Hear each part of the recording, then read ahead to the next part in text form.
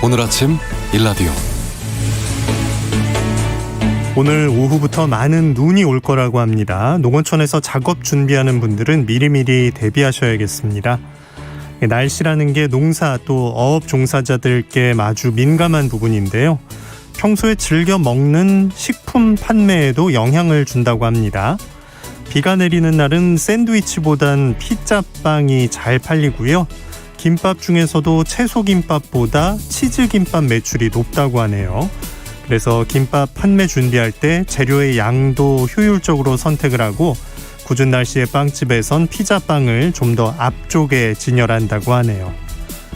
이렇게 날씨를 분석해서 소비자 마음을 꿰뚫는 판매 전략이 곳곳에서 활용되고 있는데요. 느낌만으로도 충분히 공감이 가지만 이걸 뒷받침해주는 건 분명 데이터의 힘이죠. 그동안 일상 곳곳에서 활용되는 빅데이터의 위력 정말 놀라울 정도인데 이제는 농업계에서도 확인이 됐습니다. 데이터를 활용한 국내 한 농업 스타트업이 최근 대규모 투자 유치에 성공했다는 반가운 소식인데요. 세계 최초의 비즈니스 모델이라고 하는데 올해 농업시장에 불어올 변화와 혁신의 바람이 기대됩니다. 잠시 후 IT 브리핑 시간에 관련 소식 들어봅니다. 1월 19일 수요일 오늘 아침 일라디오 출발합니다. 저는 아나운서 김재홍입니다.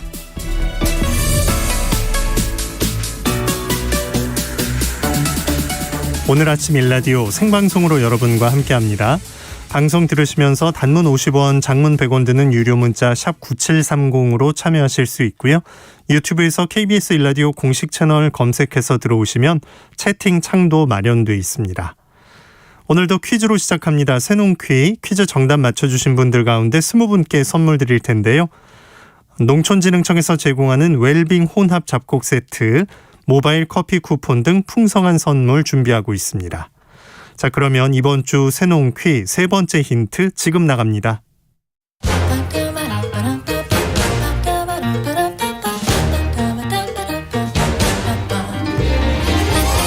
우리 땅, 우리 바다에서 자란 맛있고 건강한 우리 농수산물을 알아맞히는 세상의 모든 농수산물 퀴즈, 새농퀴.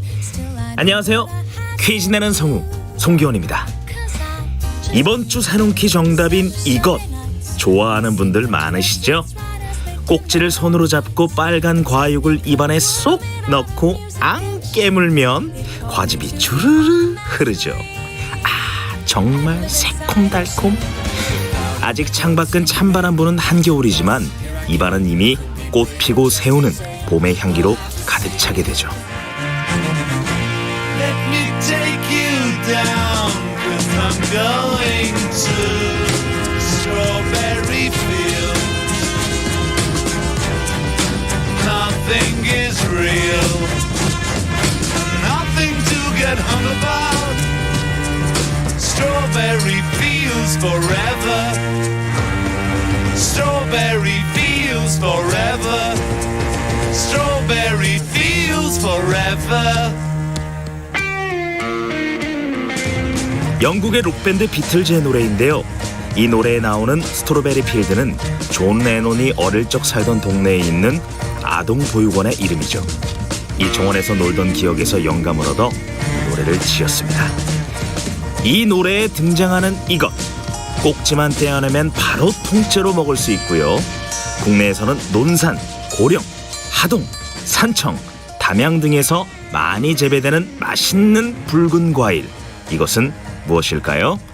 정답 아시는 분들은 단문 50원, 장문 100원이 되는 유료 문자 샵 9730으로 보내주세요.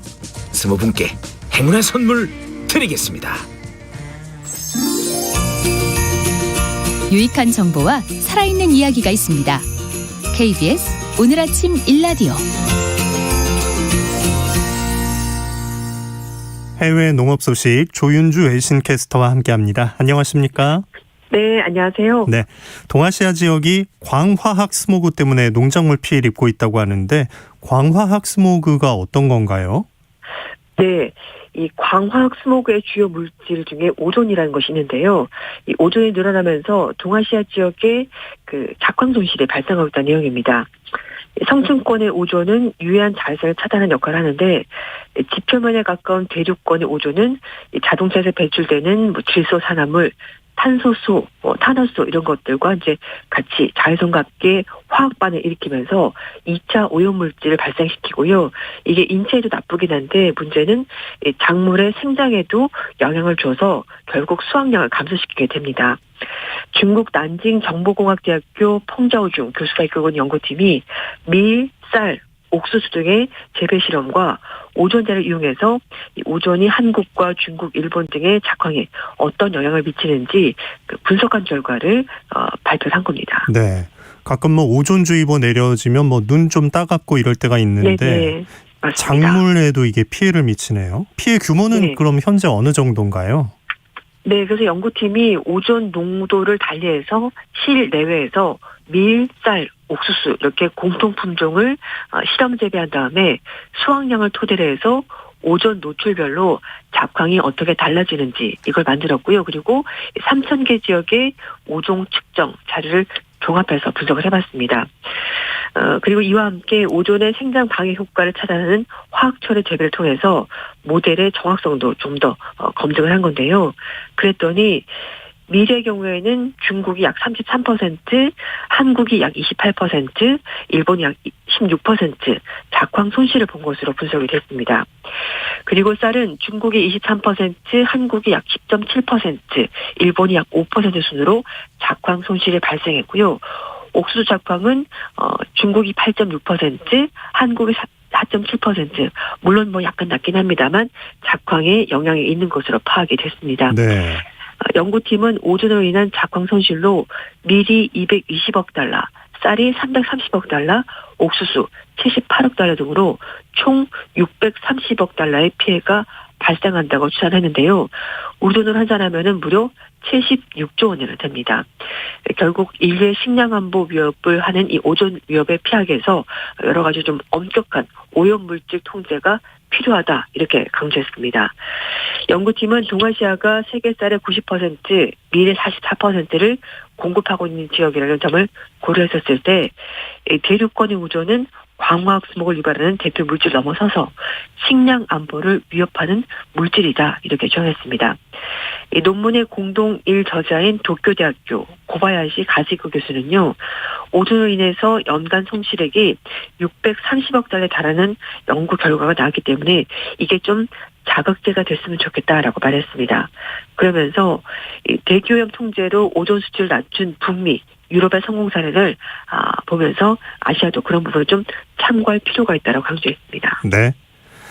자, 지금 국제 농산물 가격 흐름 계속 살펴보고 있는데 요즘 어떻습니까? 네, 뭐 전 세계적으로 기상 이변이 발생하면서 농산물 가격 계속 오르고 있습니다.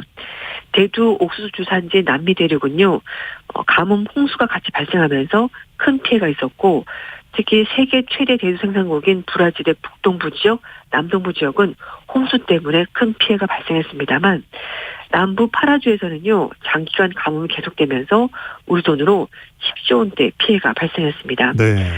미국 농무부가 지난 10일 발표한 전 세계 농산물 수급 전망 보고서를 보면 브라질의 대두 생산 추정치가 1억 4,400만 톤에서 1억 3,900만 톤으로 하향 조정된 것으로 파악이 됐습니다. 아르헨티나 파라과이도 가뭄 피해가 심각한데요. 파라과이 정부는 세금 감면 그리고 부채 재융자 등 여러 가지 구호조치 통해서 농업 부분을 지원하겠다고 밝혔습니다. 그리고 캐나다도 건조한 날씨 때문에 밀 생산량이 감소했는데요. 캐나다 밀 수출량은 작년 12월 기준 전년 동기 대비 43%나 감소했고요. 우리가 주로 이제 파스타를 만드는 재료가 듀럼밀인데요. 듀럼밀 수출량은 104만 톤으로 전년 동기 대비 약 60% 가까이 줄었습니다. 그리고 말레이시아도 팜유 작황이 좋지 않은데요. 구조적으로 노동력이 부족한 상황에서 엎친 데 덮친 격으로 하루에 한 달치 비가 쏟아지면서 큰 홍수가 발생했습니다. 네. 그리고 대두 옥수수 등 이런 작물들은 유지류 작물값이 오르게 되면 또 팜유와 연동이 돼서 값이 덩달아 오르는데요.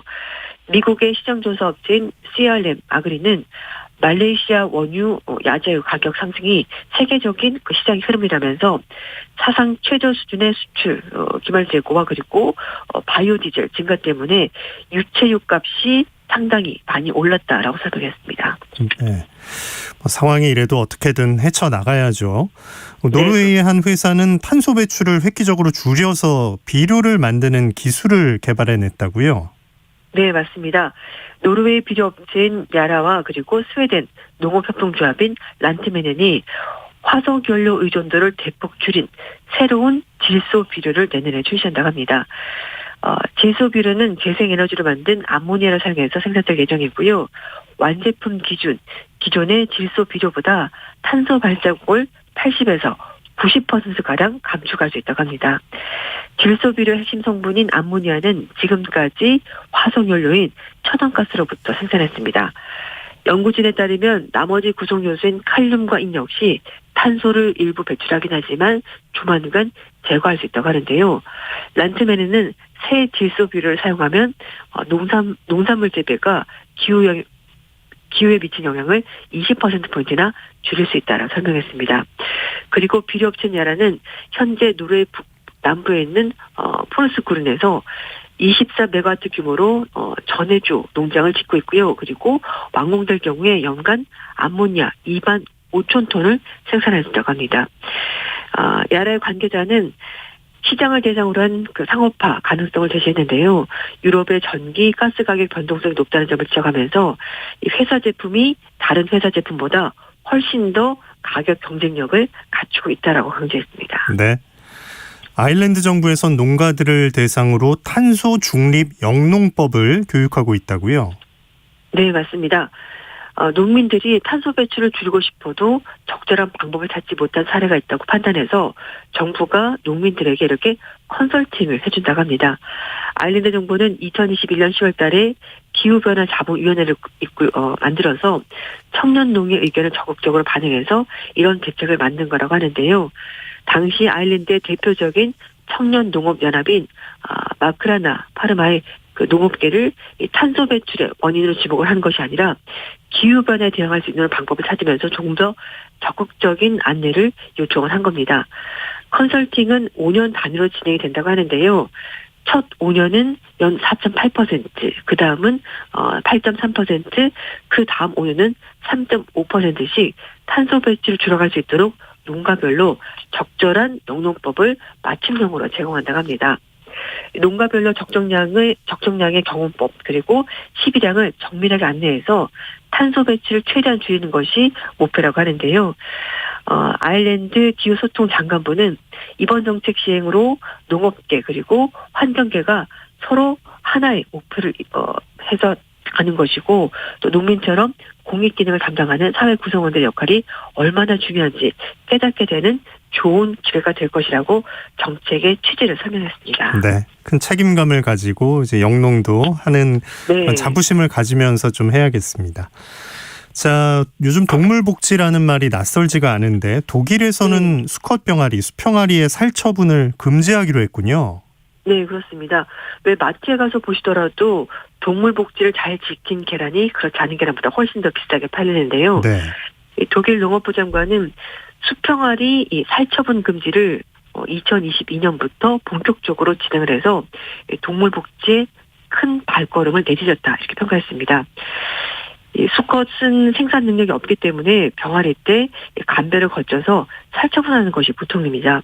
문제는 이렇게 살처분하는 과정에서 분쇄기로 아예 갈아버리거나 가스로 질식시키는 방법을 쓰고 있기 때문에 동물 복지 측면에서 굉장히 논란이 됐었던 그런 부분인데요. 독일 정부가 2015년부터 수평아리 도살 금지를 추진했는데 농민들은 대안에 대한 기술적인 기반이 마련되지 않았다면서 강력히 반발했었고요. 독일 법원도 대안이 마련될 때까지는 일단 시행을 유예라 이렇게 판결하면서 그동안 시행이 미뤄졌습니다.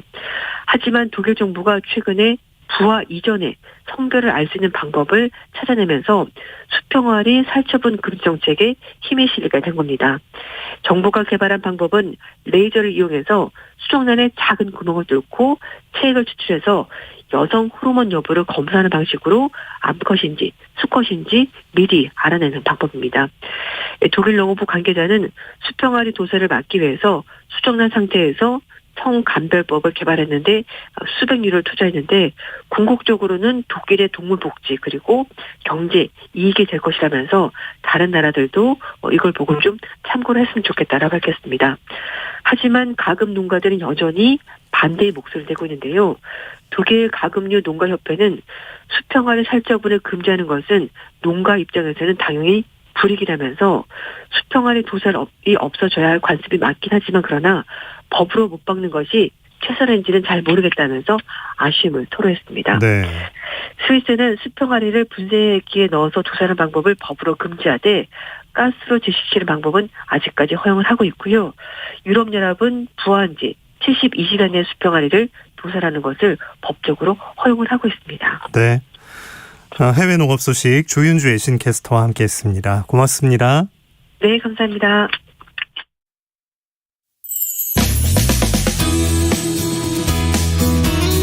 활기찬 하루를 여는 오늘 아침 일라디오 건강한 아침 습관. 안녕하세요. 오늘 아침 힐링타임. 저는 양필라 양정원입니다. 오늘 아침에는 굽은 등을 활짝 펴볼까요? 바르게 앉은 상태에서 양손을 머리 뒤로 보내서 깍지를 끼시고요. 여의치 않은 분들은 한 손만 머리 뒤쪽을 받쳐주세요. 팔꿈치를 최대한 뒤로 펼치고 머리를 깍지 낀 손바닥에 기댑니다. 호흡을 들이마시면서 천천히 뒤로 기울여주세요. 하나, 둘, 셋, 넷, 다섯. 이 상태에서 코어에 힘을 주고 이번엔 내쉬면서 천천히 더 뒤로 젖혀줍니다. 하나, 둘, 셋, 넷, 다섯. 코어에 힘을 주면서 제자리로 돌아오실게요. 가슴이 시원해지고 등이 펴지는 것을 느낄 수 있을 건데요. 가능하시면 5회씩 반복해주세요. 오늘도 여러분의 건강한 하루를 응원합니다.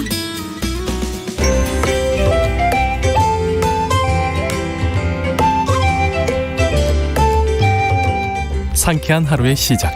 KBS 오늘 아침 일라디오. 최신 글로벌 트렌드를 전합니다. IT 브리핑 한국인사이트 연구소 김덕진 부소장과 함께합니다. 어서 오세요. 네, 안녕하세요. 반갑습니다. 김덕진입니다. 네, 오늘 농업 스타트업 소식 준비해 주셨죠? 네, 연초부터 최근에 이제 그 빅데이터 기반의 농업 스타트업, 국내 스타트업들이 뭐 대규모 투자에 좀 성공하고 있는 상황이에요. 네, 흥미로운 건요, 이들이 농업을 하던 사람이 아니고 또 전공도 농업이 아니고 공과대학교, 그러니까 우리가 이른바 이제 공대라고 그러죠. 네, 또 컴퓨터공학 하시는 뭐 이런 분들이 네. 농업계로 요즘에 뛰어들고 있다라는 거예요. 그러니까 어떻게 보면 좀 의미가 있다고 저는 생각이 드는데, 뭐 최근에 뭐 농업 쪽에 뭐 젊은 인재 없다 뭐 이런 얘기들도 나오는 상황에서 오히려 그런 인공지능이나 최신 기술을 연구한 사람들이 일종의 고정관념을 탈피하고 새로운 시도로 이제 계속 농업 스타트업들을 만들고 있다는 것인데요. 이런 것들이 이제 데이터 기반으로 새롭게 바라보는 농업 시장에 대해서 도전하고 있는 이른바 이제 국내 공학도들의 어떤 도전 혹은 그들의 좀 상황 이런 것 좀 이야기를 몇 번 드리려고 합니다. 본인의 전공도 있지만 네. 이제 어느 쪽을 공략하느냐 여기서 이제 성과가 날 수도 있다는 거네요. 그렇죠. 먼저 소개해 주실 곳은 어디입니까? 네, 이 빅데이터 기반의 농업을 선택한 트리찌라는 회사인데요. 이 회사 같은 경우는 좀 흥미로운 게 우리나라뿐만 아니라 세계의 농산물 데이터를 한 곳에서 수집하는 게 불가능한 거 아니냐라고 하는 고정관념을 좀 무너뜨리고 있는 회사예요. 그래서 어떤 농축수산물 시장의 정보 비대칭을 없애기 위해서요, 이 수십만 종에 달하는 농축산물의 거래 가격, 뭐 수출입 물량, 품질 등 다양한 데이터를 제공하고 있고요. 이 플랫폼에다가 주문을 넣게 되면 실제로 현지에 있는 농장을 실사를 간다든지 아니면 공급자의 뭐 이력을 검증하고 계약 협상하고 또 심지어 패키징, 운송, 세관까지 무역 업무까지를 대행하는 일종의 풀필먼트 서비스도 제공하고 있습니다. 이야. 그리고 이제 국내 스타트업이라고 말씀드렸는데 실제 전 세계에서 이미 9만여 개 기업이 가입돼 있고요. 월 평균 30만 명 이상이 이 서비스를 방문하고 있다고 해요. 가능할까 사람들이 좀 주저했던 걸 아주 당차게 그냥 뛰어들어서 그렇죠. 전부 다 수집을 한 거네요. 계기가 뭐였을까요? 원래 이 대표의 인터뷰를 좀 봤는데 이제 원래 기계공학과를 졸업을 했다고 그래요. 그런데 투자은행에서 원자재 트레이더로 일을 했었다고 합니다. 그래서 이제 원자재를 갖고 트레이딩을 하다 보니까 이른바 정보의 비대칭성이죠. 이제 계약했던 물량이 실제로 확보가 안 될 뻔해서 아찔한 상황들을 겪었다고 해요. 네. 그래서 이게 만약에 시장의 수요 공급 정보를 투명하게만 만들 수 있다면 이게 엄청난 정보가 되겠다고 생각을 해서 맨 처음에 시작한 건 원자재 쪽에 시작을 했다고 그래요. 그러니까 처음에는 이게 농업 쪽이 아니었던 거죠. 그래서 원자재 상품 무역을 시작을 하고 이 어떠한 이 방식을 어떻게 했냐면 A라는 사람이 딜을 올리는 거예요. 뭐 예를 들면 내가 뭐 원자재 예를 들면 원자재 2톤이 필요하다라고 얘기를 올리면 그거를 누군가가 내가 있습니다라고 얘기를 해서 이제 거래를 성사시키는 방식이었는데요. 이런 이제 전문가들에게 파인더라는 이름을 붙였는데 전 세계에서 이런 전문가들이 한 4만 명 정도가 몇 개월 만에 모였다고 해요. 근데 재미있는 현상이 발견이 된 것이죠. 4만 명 중에 그 사람들을 빅데이터로 분석을 해봤더니 전체 거래의 70에서 80%가 농업이었다고 합니다. 네. 그러니까 원래는 이제 원자재 전체를 위해서 만들었는데 농업이 이렇게 비대칭성이 상당히 높구나라는 걸 이제 알고 아예 그냥 농업을 전문으로 하는 이런 플랫폼을 만들어야겠다라고 생각을 한 건데요. 그래서 실제로 이제 분석을 하다 보니까 이 분야가 이제 산업화가 다른 분야에 비해서 좀 덜 돼 있다. 그리고 특히나 기후 영향성 등 이 변동성이 좀 심하다 보니까 이걸 온라인으로 해결하려는 곳이 없었는데 그래서 뭐 벤치마킹할 곳이 없었고 하지만 반대로 얘기하면 경쟁자가 많이 없으니까 이거 잘만 하면 세계 최초로 새로운 비즈니스 모델을 만들 수 있겠다는 생각으로 시작을 했다고 합니다. 이제 사람들이 이걸 알아보고 투자도 많이 한다는 건데. 그렇죠. 근데 전 세계를 대상으로 이 데이터를 모은다는 거 어떤 식으로 가능한 걸까요? 그러니까 이 회사가 이걸 하기 위해서요. 뭐 전 세계 농산물의 생산, 작황, 가격 등 데이터 수집, 분석 그리고 또 표준화하는 작업이죠. 이런 거에 상당히 매달렸다고 하는데요. 소프트웨어 프로그래머를 중심으로 데이터 팀만 30명 정도라고 그래요. 그러니까 그 사람들이 농산물 정보를 전 세계에 모았고 이제 또 중요한 것은 이게 공급자와 수요자 간의 신뢰가 상당히 중요한 거잖아요. 그러다 보니까는 농수산물 데이터를 바탕으로 해서 세계 각지의 직원들이 있다고 합니다. 그래서 그 직원들이 직접 공급자의 이력과 신용도를 체크를 해서 무역 업무를 대행하고 있고요.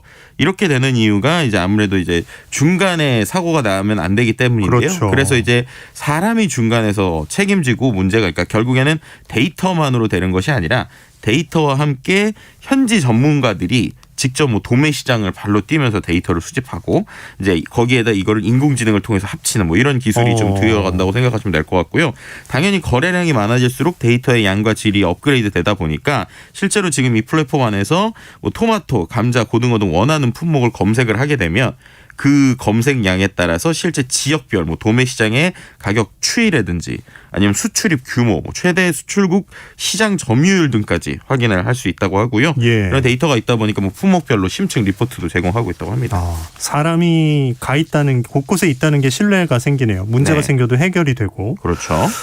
이 코로나19 상황에서 상당히 쉽지 않은 일이었겠어요. 네, 그런데 그럼에도 불구하고 이제 이 업체에서 이제 인터뷰에서의 내용을 보면 오히려 코로나19가 본인들에게 돌파구가 됐다라는 얘기를 해요. 왜냐하면 코로나19 때문에 오프라인 거래가 이제 막혔잖아요. 그러다 보니까 당연히 상품 공급망이 불안해졌다고 합니다. 뭐 농업뿐만 아니라 전 세계 공급망들이 상당히 불안해졌었죠.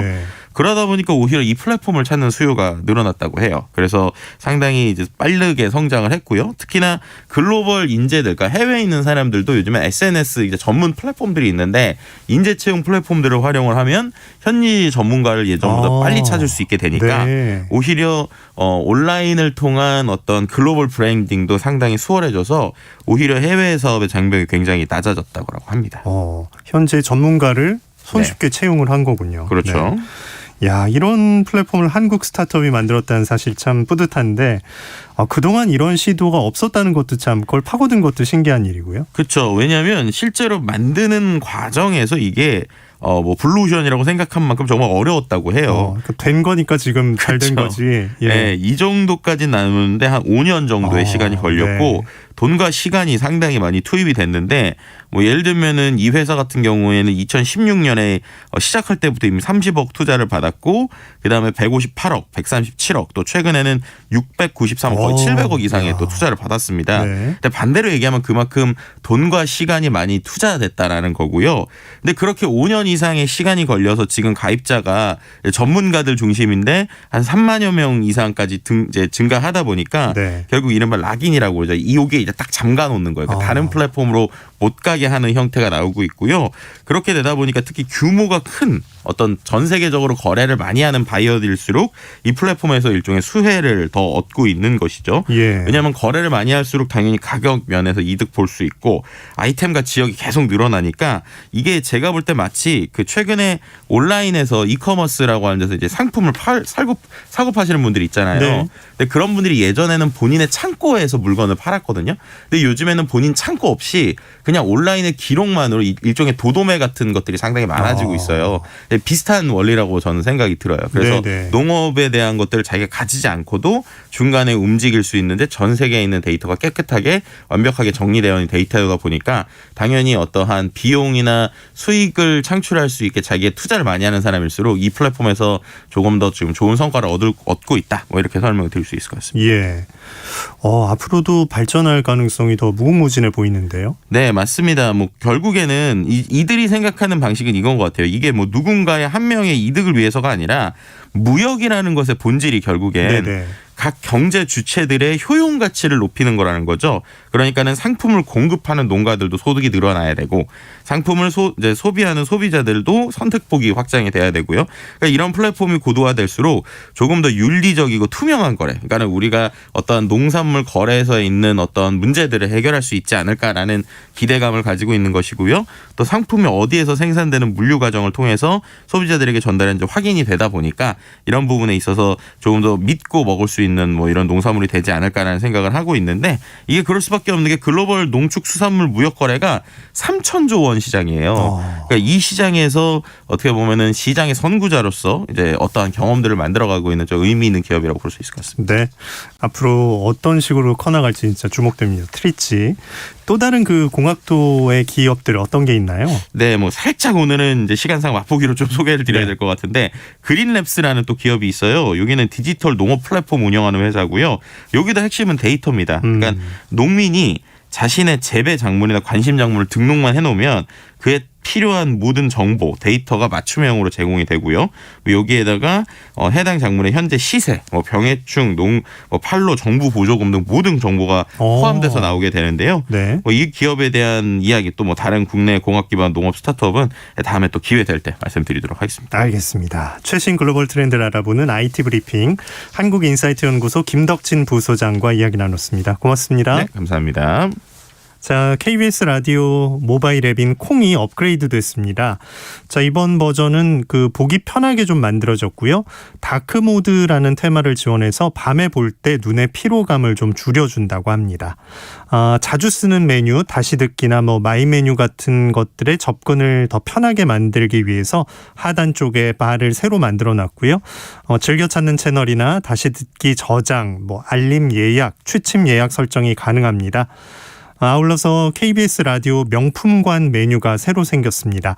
KBS 라디오의 장수 프로그램이죠. 역사를 찾아서 조수미 데뷔 35주년 기념 오픈 다큐멘터리 같은 1000편 넘는 명품 무료 콘텐츠를 즐기실 수가 있습니다. 업그레이드된 모바일 앱 콩 한번 써보시기 바라고요. KBS 라디오 더 편하고 즐겁게 이용하실 수 있다는 점 알려드리겠습니다. 자, 오늘 날씨 알아봅니다. 오늘 예년 기온을 밑도는 강추위가 조금 이어집니다. 그리고 오늘은 무엇보다 눈에 대한 대비를 하셔야겠는데요. 내륙 곳곳에는 한파주의보가 발령 중이고요. 아침 최저 기온이 서울은 영하 7도, 대전 영하 9도 등 전국이 영하 12도에서 영하 2도까지로 춥겠고요. 낮에도 찬바람 불면서 종일 쌀쌀합니다. 낮 기온은 서울이 영하 1도, 대전은 5도, 광주 6도로 예상됩니다. 많은 양의 눈이 내릴 거라는 예보인데요. 수도권에는 오전부터 저녁 사이에, 그 밖에 내륙은 오후부터 밤 사이, 동해안과 제주에는 밤부터 내일 오전 사이에 눈이 내리겠습니다. 특히 영동과 울릉도, 독도에 20cm 이상, 수도권 강원 영서, 충청 북부에도 7cm 넘게 많은 눈이 내리겠고요. 그 밖의 지역은 1에서 5cm가 내리겠습니다. 자, 이번 추위는 금요일 낮부터 점차 누그러질 전망입니다. 오늘 아침 일라디오 듣고 계십니다. 지금 시각은 6시 44분입니다.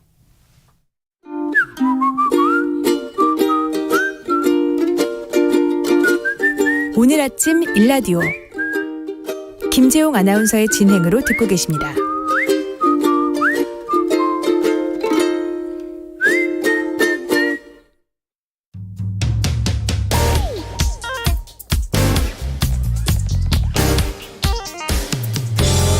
오늘 아침 뉴스 브리핑 정상근 기자와 함께합니다. 안녕하십니까? 네, 안녕하십니까? 네, 코로나19 상황 어떤지 먼저 알아볼까요? 네, 어제 발표된 코로나19 신규 확진자 수는 4,072명이었습니다. 전날보다 200여 명 정도 늘었고요. 지난주 화요일 발표된 확진자 수에 비해서 한 980여 명 정도가 많았습니다. 그리고 국내 누적 확진자도 70만 명을 넘어섰는데요. 오늘은 주말 검사 건수 감소 영향이 사라지면서 5,000명 이상의 확진자가 나올 것으로 예상이 되고 있습니다. 다만 위중증 환자 수는 전날보다 36명 줄면서 543명으로 이틀 연속 500명대로 집계가 됐고요.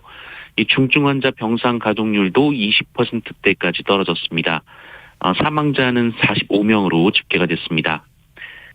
한편 전남 지역의 오미크론 검출률은 72%, 광주는 80%까지 올라갔고요.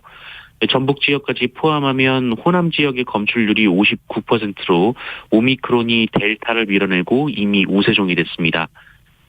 이에 따라 지난주 호남 지역의 하루 평균 확진자가 374명으로 한 달 사이에 60% 이상 급증을 했고요.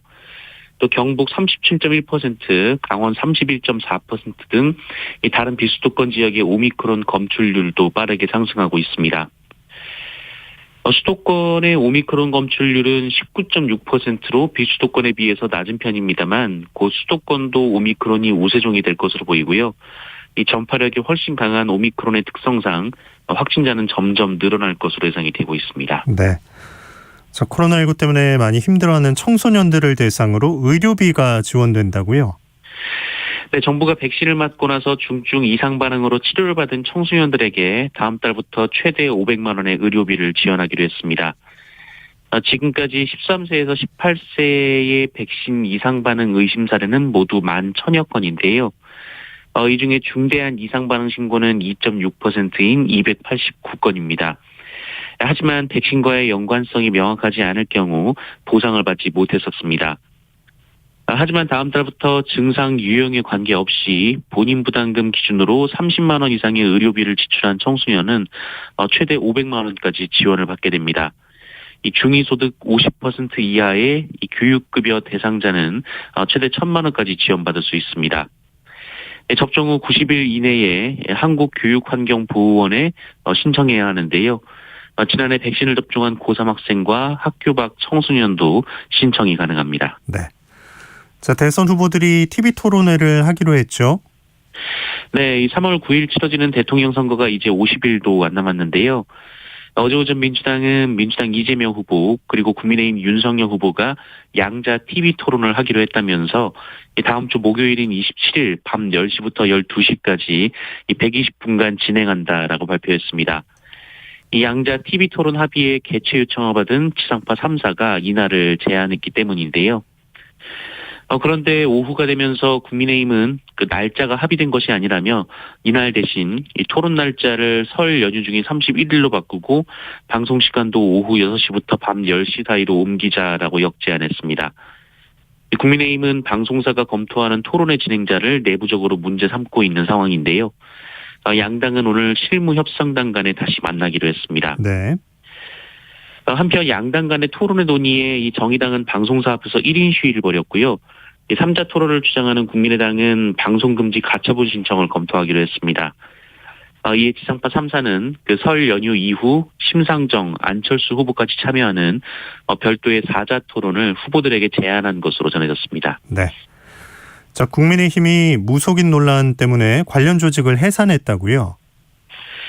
네, 이른바 건진법사로 불리는 무속인이 윤석열 후보 캠프에서 사실상 실세 역할을 하고 있다라는 세계일보의 보도가 나오자 이 국민의힘은 사실무근이라면서 논란의 전모 씨는 무속인도 아니고 또 선대위에서 어떤 직책을 맡은 바 없다라고 반박했습니다.